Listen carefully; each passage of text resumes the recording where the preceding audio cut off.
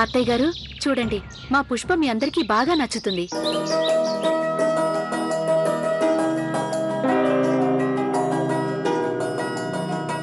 ఏమండి, కాలర్. అరే అమ్మాయి, వాడి కాలర్ సరి చేసావు, కానీ ఒకసారి పర్సులో నుండి అద్దం తీసి మొహం చూసుకో, అందరికన్నా పెద్దదానిలో ఉన్నావు. మావయ్య గారు, అరే ఈ రోజు నువ్వు మీ అత్తగారిలాగానే ప్రవర్తిస్తున్నావే. నేను కూడా కాస్త జుట్టు దువ్వుకుంటా, లేదంటే జుట్టు చెదిరిందని మీ అత్తగారు క్లాస్ తీసుకుంటారు. ఏమండి మీరిక మారరు. మావయ్య గారు, ఈ పాటికి ప్రియా అతి వాళ్ళు వచ్చుండాలి, ఇంకా రాలేదేంటి? వచ్చేశారు.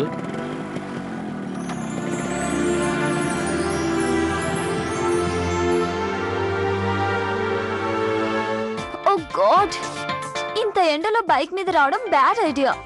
నా ముఖం అంతా వాడిపోయింది. ఇంట్లో నుండి బయలుదేరినప్పుడు బానే ఉంది, కానీ ఇంతలోనే ఇదంతా జరిగింది. ప్రియా, ఈ టైంలో అవన్నీ పట్టించుకోవద్దు. అమ్మకి ఇవన్నీ అసలు నచ్చవు.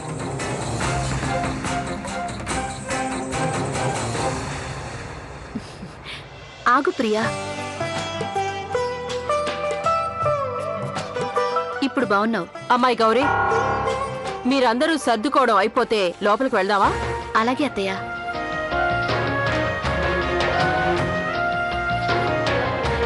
మీకొక మాట, మీరక్కడ స్వీట్స్ ముట్టుకోనే కూడదు. అరే అదేంటండి, ఒకవేళ సంబంధం కుదిరితే కాసింత పంచదారైనా పెట్టరా?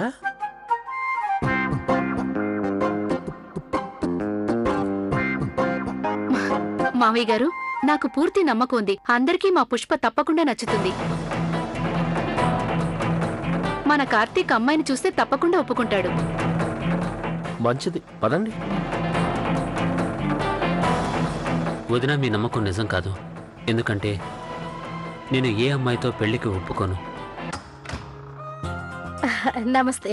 నమస్తే నమస్తే నమస్తే. అమ్మగారు, అయ్యగారు, అమ్మాయి గారిని చూడటానికి వచ్చేసారు.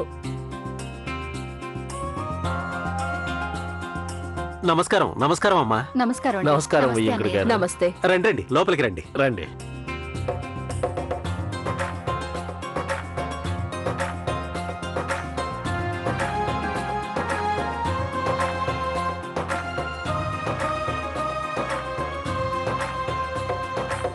బావగారు, ప్రయాణంలో ఇబ్బంది కలగలేదు కదా? మా పెద్ద కోడలు మీ చెల్లెలు కౌసల్యాదేవి మార్గదర్శులుగా ఉండగా ఇబ్బందా?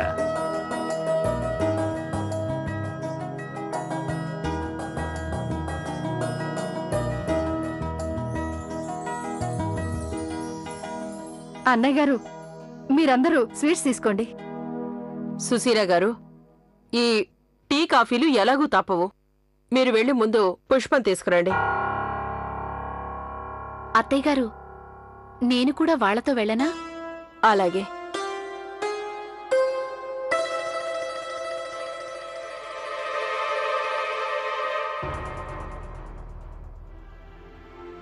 మా అబ్బాయిని మీరు ఏదైనా అడగాలనుకుంటే అడగండి. లేదండి, గౌరీ ఎంత వివరంగా చెప్పిందంటే ఇక అడగడానికి ఏమీ మిగలలేదంటే నమ్మండి.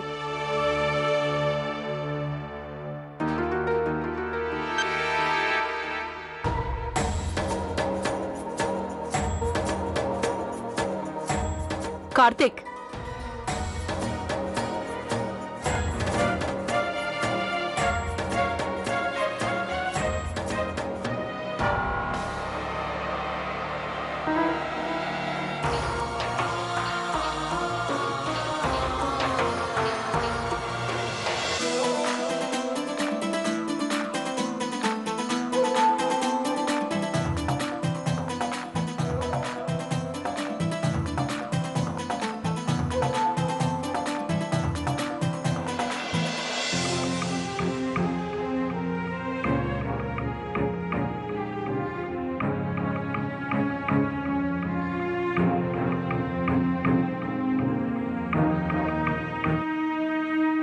కార్తీక్, తల పైకెత్తి చూడు.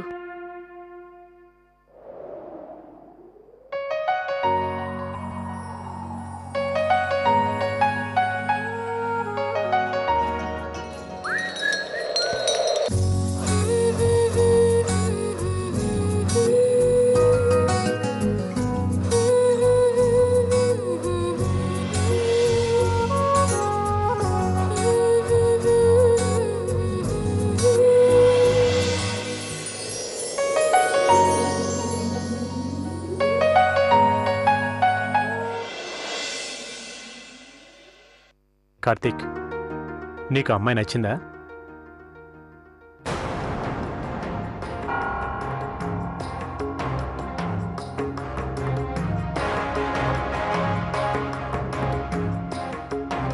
కూర్చో.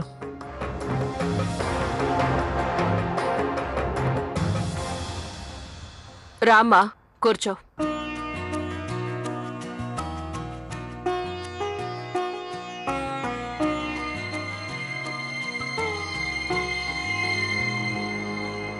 చూడు కార్తీక్, నువ్వేదైనా అమ్మాయిని అడగాలి అనుకుంటే అడుగు.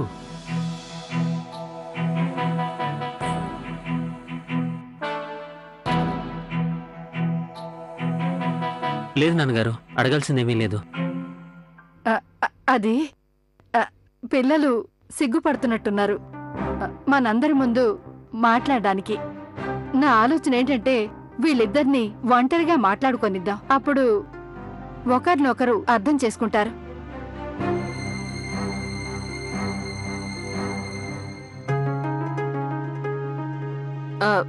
సరే, నాన్న కార్తీక్, వెళ్ళిరా నాన్న. వెళ్ళు కార్తీక్.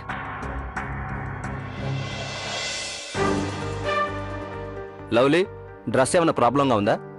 లవ్లీ, నీకు ఈ డ్రెస్ కరెక్ట్గా ఫిట్ అయింది కదా? డ్రెస్ కు సైడ్ కుట్లు ఊడిపోయాయి.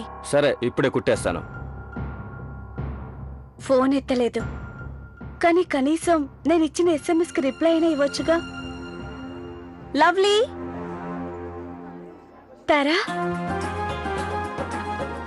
తారా,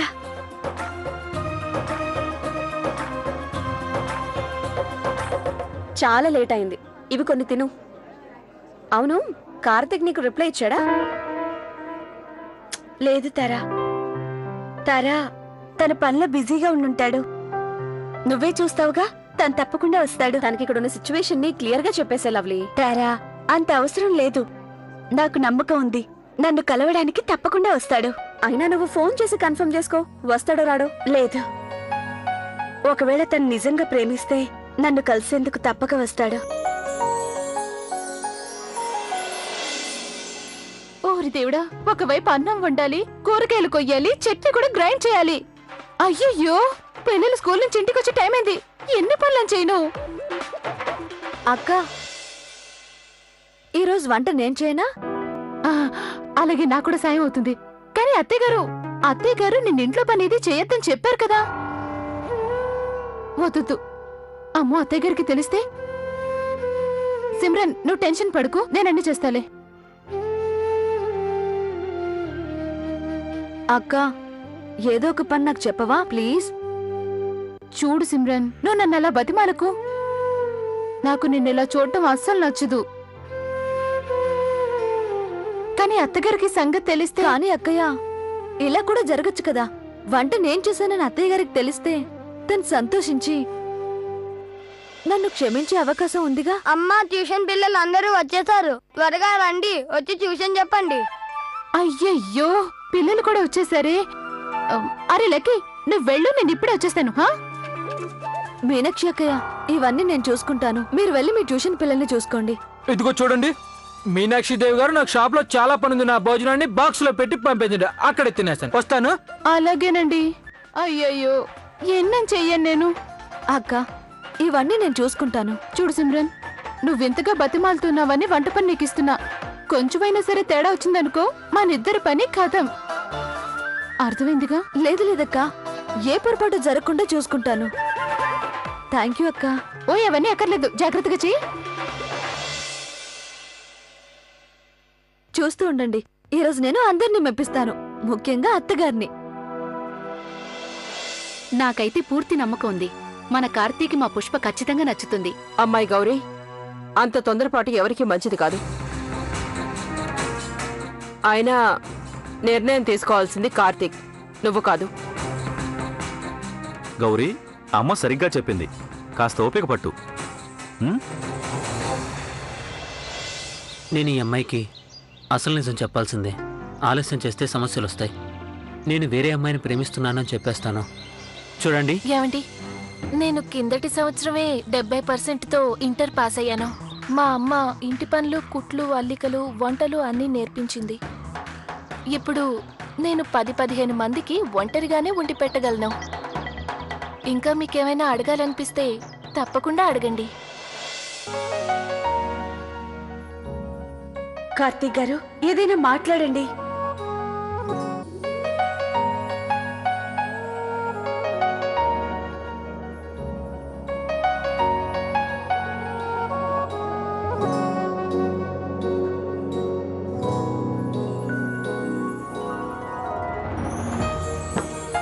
కార్తీక్ గారు, ఏదైనా మాట్లాడండి. కార్తీక్,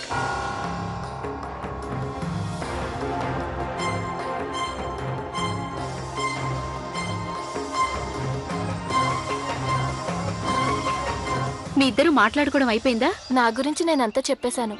ఇప్పుడిక కార్తీక్ గారే చెప్పాలి. పర్వాలేదు, నేను నీ కార్తీక్ గురించి అన్ని విషయాలు తర్వాత చెప్తాను. కిందికి రండి, అందరూ ఎదురు చూస్తున్నారు. పద, నువ్వురా పుష్ప.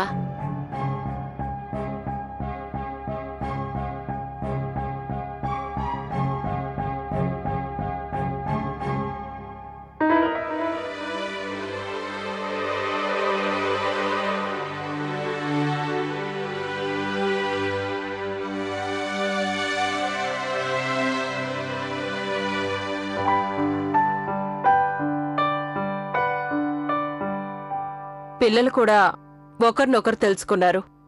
ఇక మేము బయలుదేరతాం.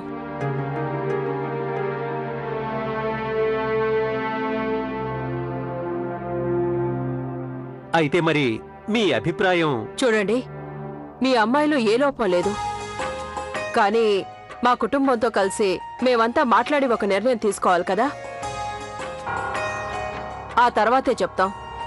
ఇంకా మా కార్తీక్ అభిప్రాయం కూడా తెలుసుకోవాలి. ఎందుకంటే మా నిర్ణయం కన్నా తన నిర్ణయమే ముఖ్యం కదా. మేము త్వరలోనే మీకు తెలియజేస్తాం. అమ్మయ్యా, అమ్మ తన నిర్ణయాన్ని చెప్పకుండా చాలా మంచి పని చేసింది. ఇంటికి వెళ్ళగానే నా మనసులోని మాట అమ్మకు చెప్తాను. పదండి వెళ్దాం. నమస్కారం. టీచర్ గారు, టైం అయిపోయింది, మేము ఆడుకోవడానికి వెళ్ళమా? అలాగే వెళ్ళండి. ఇవన్నీ రాసుకున్నారా? ఒక్క నిమిషం. ఈ రోజు నేను ఇచ్చిన హోంవర్క్ రేపు అందరూ తప్పకుండా చేసుకొని రావాలి. Thank you. వెళ్ళిరండి. అయ్యో రామా, అత్తయ్య గారు మావయ్య గారు ఇంటికి వచ్చే సమయం అయింది. కిచెన్ లో చూసొస్తాను సిమ్రన్ ఏం చేస్తుందో.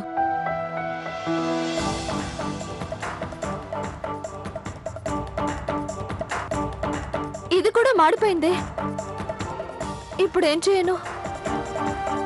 మళ్ళీ పిండి కలుపుతాను.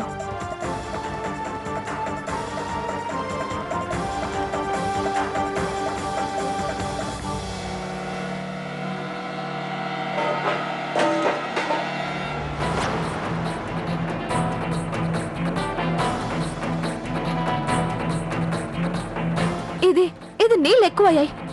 ఎలా చేయాలి? ముందు లస్సీ రెడీ చేస్తాను.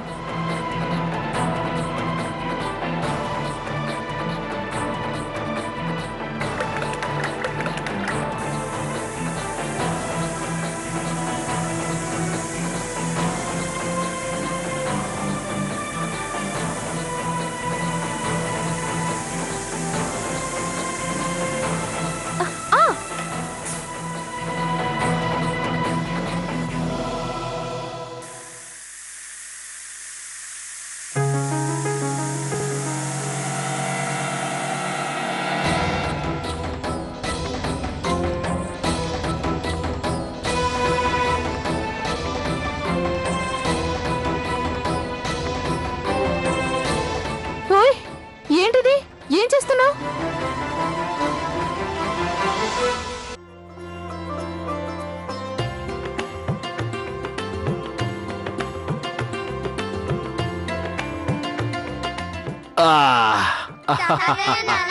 ఇంటికి వచ్చాక ప్రాణం తిరిగి వచ్చింది. అబ్బా,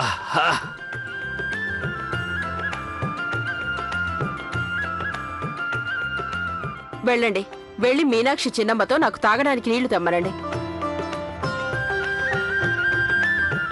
పిల్లల్ని చూడగానే అలసటంతా మాయమైపోయింది. కార్తీక్, అమ్మాయి నీకు నచ్చిందా?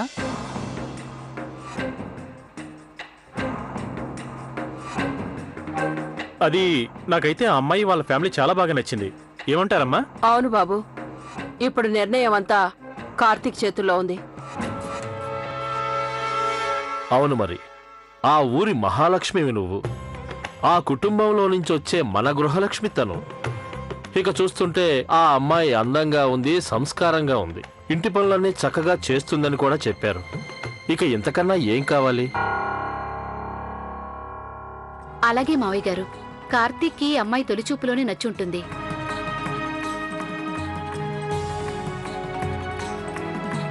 అందుకే సిగ్గుతో మాట్లాడలేకపోయాడు కదూ కార్తీక్?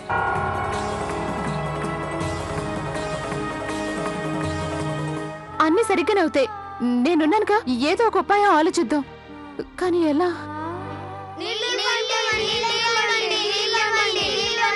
నీళ్ళెవరికి కావాలి? నాయనమ్మకి తాతగారికి. వచ్చేస్తారా అందరూ?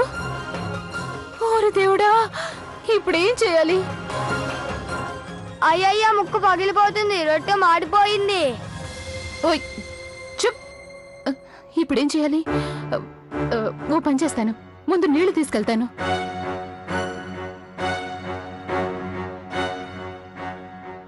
అందుకే నేను కావాలనే వారితో చెప్పాను, మేమందరం కలిసి చర్చించి నిర్ణయం తీసుకుంటామని. ఎందుకంటే నాకు కార్తీక్ జీవితానికి సంబంధించిన ముఖ్యమైన నిర్ణయం తొందరపడి తీసుకోవడం ఇష్టం లేదు. అలా అని వారి సంతోషం కోసం నేను నాకు కాబోయే వియంకుల్ని ఏదో భ్రమలో ఉంచలేను.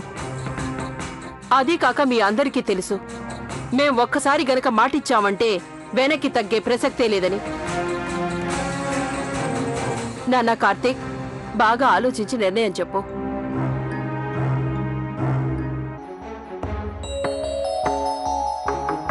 అమ్మా, నేను నా రూమ్లోకి వెళ్తున్నాను. చిన్న ఆగు, ఆ అమ్మాయి విషయం గురించి మేము మీతో మాట్లాడాలి. కాసేపు విశ్రాంతి తీసుకొని నా గదిలోకి రా. అలాగే అమ్మా.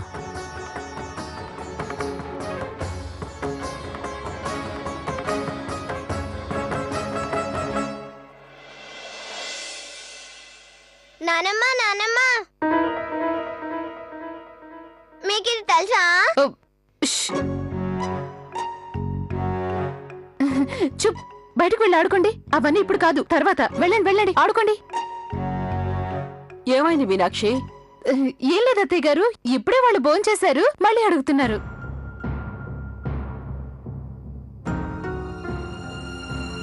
సరే, నువ్వు కాసేపు ఆగి నా గదిలోకి టిఫిన్ పంపించు.